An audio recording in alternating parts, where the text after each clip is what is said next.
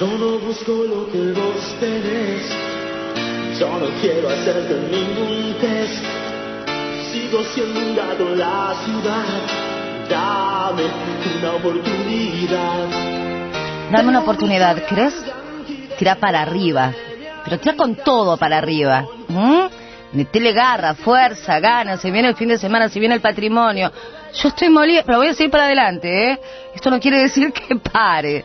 Tomamos un poquito de aliento y seguimos corriendo porque la mañana de la 30 va para arriba, cada vez más para arriba, porque se viene el contrapunto de ideas de los jóvenes, porque tenemos en el interior del país, con poca señal, pero lo tenemos al diputado Jesús Pérez, diputado Oscar Andrade. Muy buenos días. ¿Qué tal? Buen día, ¿cómo estás, Cris? Porque aquí no sabes lo que le pasó al productor ayer. Decime. Estábamos produciendo y te teníamos a ti ya en la agenda, 7 de la mañana, ¿no? Entonces dice Jesús, tenemos que poner a alguien del pitch de tele, digo yo, y me dice, pero ya está Oscar, diputado. O sea, es tan fuerte esa pertenencia que tú tienes con la gremial, ¿no? Sí, claro, yo creo que no se puede dejar de ser, y en general a veces también hay mucha afinidad en punto de vista.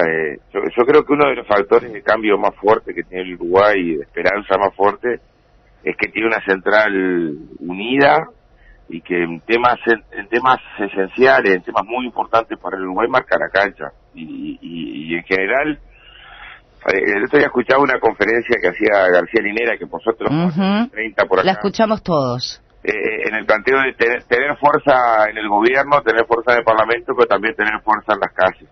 Creo que esa síntesis es la síntesis más trabajosa de hacer, pero que sin esa síntesis los cambios no es posible producirlos, ¿no?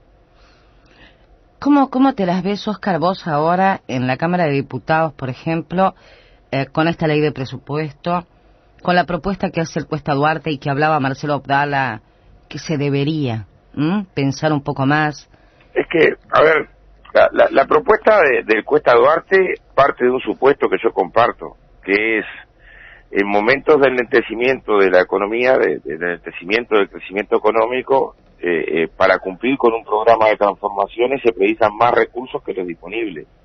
Y este es un presupuesto que aún cuenta con los recursos disponibles. No hicimos una discusión profunda porque no había arriba de la mesa y no podemos hacerlo, no hay iniciativa del Poder Legislativo para eso, propuestas de modificaciones tributarias. Yo tengo la convicción, y esta va a ser nuestra opinión, fuera de esta discusión del presupuesto, que el debate más importante desde el punto de vista del proyecto popular se va a dar el año que viene, donde necesariamente vamos a tener que discutir de dónde conseguimos recursos para cumplir con el programa. Porque, a ver, un supuesto es, en un momento del lentecimiento de la economía, por lo menos, quizás una circunstancia que nadie discute, es probable que requiéramos más recursos para la inversión pública.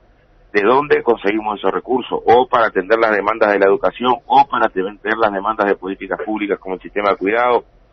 Entonces, yo creo que hay algunas formulaciones que colocan en discusión el material de PCNT y otras. Por ejemplo, nadie duda que hay que invertir en infraestructura.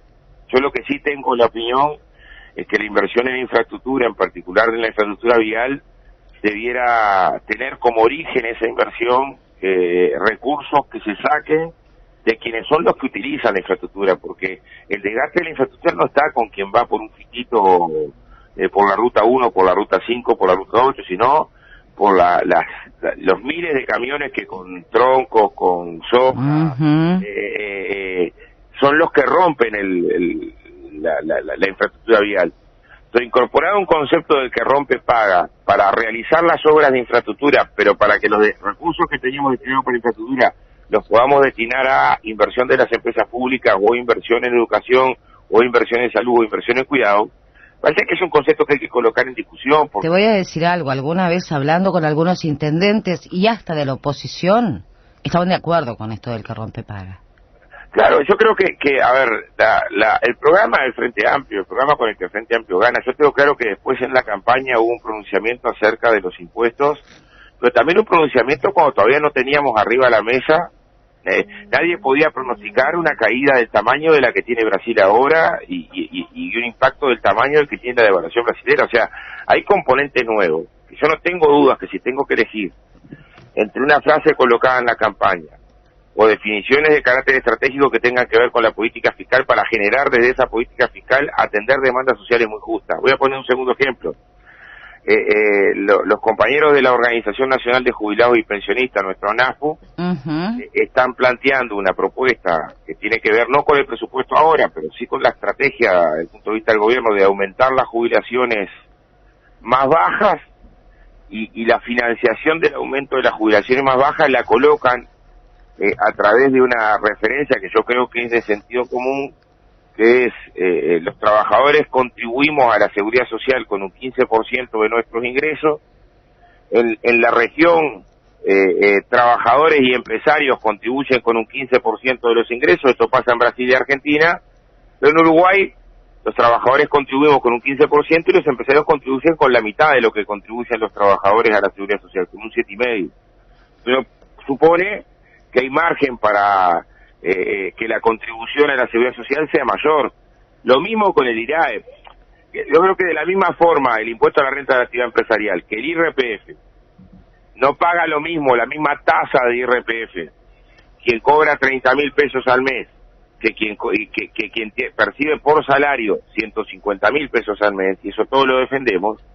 No nos parece que hay que revisar que una cosa es el impuesto a la renta de la actividad empresarial de quien tiene un pequeño comercio, y otra cosa tiene que ser el impuesto a la renta de la actividad empresarial de quien tiene un gran grupo económico que de repente es un grupo oligopólico que maneja una cadena de supermercados.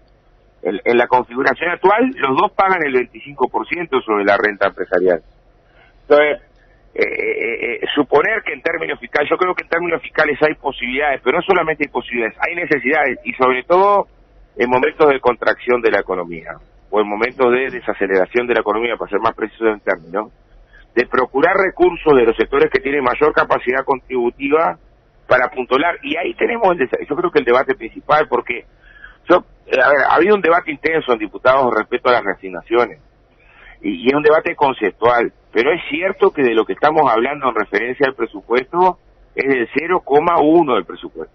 O sea, de un presupuesto de 15.000 millones y 16.000 millones de dólares, las propuestas que se están manejando manejan 20 millones de dólares. O sea, y está bien que tengamos ese debate, yo creo que es un debate que también refleja posiciones.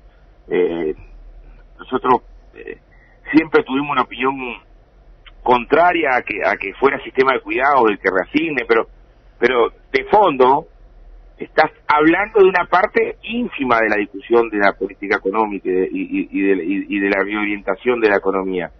Y creo que hay tres componentes por lo menos muy importantes que van a marcar la cancha el año que viene. Uno es el de la política fiscal. Otro, que necesariamente estamos cada vez más obligados a que sobre componentes esenciales vamos a tener que manejar mecanismos superiores del Estado de control de la conformación de precios. Nosotros en febrero vamos a presentar una ley que regula el mercado de alquiler. Y lo vamos a hacer en términos de que la evolución del mercado de alquileres nada tiene que ver con el mercado. Ahí hay casi, no es exagerado, casi usura. No tiene sentido que el precio de los alquileres tenga un aumento tanto por encima del costo de vida. No tiene ninguna explicación racional, salvo un motor de la especulación. Y hay países en el mundo que esto lo tratan de diversas vías. Es más, hay países que obligan a poner en alquiler. Estamos revisando referencias, por ejemplo, a la ley italiana. Pero creo que en el control del precio sobre un componente de sectores oligopólicos que operan en la conformación de precios con un margen de rentabilidad extraordinaria, inadmisible siempre, pero sobre todo inadmisible en momentos de contracción económica y de combate a la inflación, tenemos un segundo partido para jugar. Y un tercer partido tiene que ver con los salarios. Yo creo que la segunda ronda de Consejo de Salario, ya esta ronda está complicada. La segunda ronda de Consejo de Salario no puede convocarse sobre las bases que se pronosticaron a mitad de este año. Porque el pronóstico que se colocó a mitad de este año estaba hablando de una inflación que pudiera estar en el 6,5%. Y hoy es lógico que vamos a una ronda de Consejo de Salario a mitad del año que viene con una inflación muy superior a eso. Por lo tanto, la pauta salarial colocada genera una enorme dificultad en un elemento que es esencial para la izquierda, que es la redistribución de la riqueza. Pero si me dejás, Cristina, en estos tres componentes, Sí. la política fiscal y de dónde conseguimos recursos, el papel del Estado en la economía, una parte dado en el papel de las empresas públicas, pero también el papel del Estado a la hora de controlar precios para defender los sectores populares, en los artículos más esenciales de la canasta básica y en la vivienda. Y la política salarial, yo creo que en estos tres componentes se va a jugar el partido más fuerte, porque yo tengo claro que... A ver, Pero también, Oscar, se van a jugar las diferencias más fuertes dentro del Frente Amplio. Sí, pero más que... Yo creo que la diferencia... Puede ser que... Es cierto que haya diferencias en el frente, pero la diferencia más importante la vamos a tener afuera del frente. Yo sé que... También. Si colocamos el concepto del que rompe paga, lo que vamos a tener es que algunos grupos que son propietarios de cientos de camiones pongan esos camiones en la calle para trabar la posibilidad de avance de la producción. Yo tengo claro eso. Claro. Yo tengo claro que tocar sectores oligopólicos coloca la reacción del sector oligopólico. También tengo la convicción de que si no tomamos medidas en esa dirección, el enlentecimiento de la economía termina afectando necesariamente a los sectores más vulnerables. Si me das un cuarto componente, modestamente, pero un cuarto componente creo que hay que colocarlo en la perspectiva, es la construcción de derechos. A ver, nosotros estamos apoyando con mucha fuerza la ley que se desactivó el periodo anterior de la declaración de los inmuebles judicialmente en abandono para la utilización de vivienda popular, porque nos parece que una circunstancia es llegar a una situación de dificultades económicas teniendo una ley de esta característica que permitiría tener miles de viviendas que hoy están abandonadas como parte de un plan de vivienda, y por lo tanto tendría una herramienta más para evitar que en una circunstancia de dificultad económica que entren a crecer como hongo los asentamientos irregulares. Ese es un componente de confrontar la tendencia a la crisis urbana que en la economía subdesarrollada o periférica esencialmente tiene mucha fuerza en momentos de dificultad económica.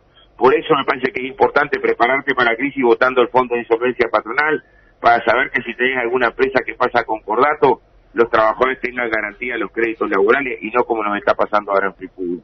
Por eso es importante generar políticas que democraticen el acceso al trabajo, para priorizar el trabajo de la mujer jefa de hogar, de los mayores de 50 años, y por otro lado, estamos batallando por una ley de empleo para las personas con discapacidad. O sea, también hay un concepto que solo queremos incorporar, que es, en momentos de dificultad económica, son momentos de profundizar las leyes laborales y la cobertura social, porque es cuando más se precisan. Si te acuerdas, Cristina, el Frente Amplio presenta el plan de emergencia en el 2001. Sí. En medio de la circunstancia económica de caída del país, a partir del último trimestre del 99, que después se expresó con dureza en el 2002. ¿Por qué fue que en el 2001 presentamos el plan de emergencia? Porque nuestra concepción es, a caída económica, más derechos, mayor cobertura social, porque es cuando más se necesita. No hay debate que hay compañeros que dicen, pero todas estas leyes laborales y sociales que amplían cobertura justo ahora que hay mayores dificultades económicas, y claro, más aún ahora. Son justas en cualquier momento, pero más aún ahora, porque es cuando más tenemos que extender las relaciones de solidaridad a la interna del país. Yo sigo creyendo que el mejor país, la mejor nación, la mejor comunidad, no es la más rica, sino es la más solidaria. Entonces, en términos de política fiscal, en términos de papel del Estado en la economía, regulando la economía, cuestión que está aprobada en nuestro programa de Frente Amplio, en términos de política salarial o en términos de cobertura social y garantía de derechos laborales, yo creo que esos cuatro componentes, por lo menos en nuestra opinión, en la opinión de Democracia Avanzada, van a ser de una importancia todavía superior que esta discusión que tenemos del presupuesto, pero sobre todo esta discusión del presupuesto, que es lo que estamos discutiendo, en general son márgenes muy menores de la discusión presupuestal, y creo que tenemos que acumular por un debate más profundo, que implique la construcción de la frazada y no qué hacemos con la frazada, para qué lado la tironeamos, ¿no? Por más que nosotros creíamos en su momento que había espacio de distintos rubros para poder hacer una reasignación más fuerte para las áreas de salud y educación, pero está ese debate, por lo menos en principio en diputados está laudado, veremos cómo transita este debate en Senado, pero creo que hay que dar ese debate que es particular en el debate más general del rumbo del proyecto popular, ¿no? Está bueno eso que vos dijiste, ¿no? Está bien, siempre hablábamos de que la colcha la frazada es corta, pero que dejemos de tironearla. Está bueno ese mensaje. Me hiciste acordar que esta noche, en 7 en línea, en Canal U, que lo puede ver por Vera TV también, a las 20:30 hablamos de precios, de lo que está pasando hoy, ¿no? De cuáles son las posibilidades hoy del Estado en materia de precios. Es bueno saber el punto de partida para que luego venga la discusión, ¿no? Sí, claro. Un ejemplo en términos de precios.